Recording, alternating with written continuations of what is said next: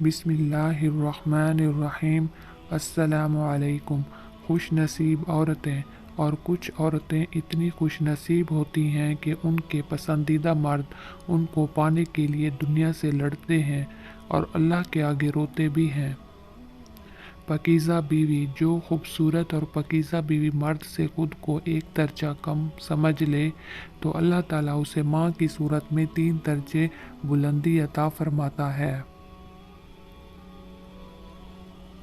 محبت میں جسم، لڑکیوں کا تو نہیں پتہ، لیکن ایک لڑکا ہونے کی بنا پر میں یہ کہہ سکتا ہوں کہ محبت میں جسم کی ہی ضرورت ہوتی ہے، لیکن کسی کو ایک رات اور کسی کو پوری زندگی ضرورت ہوتی ہے۔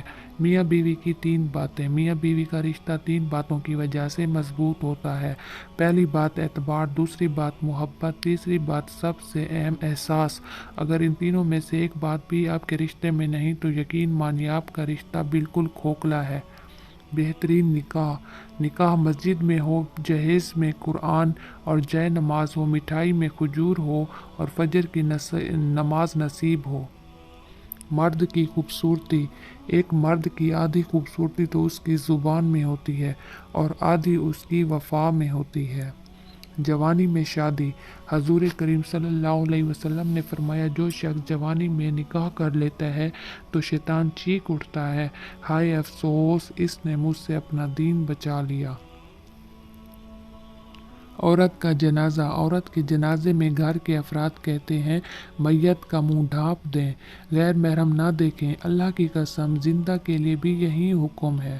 عورت کا متاثر ہونا، مرد کا حسن اور پیسہ عورت کو اتنا متاثر نہیں کرتا جتنا مرد کی سیرت اور پاکیزگی عورت کو متاثر کرتی ہے۔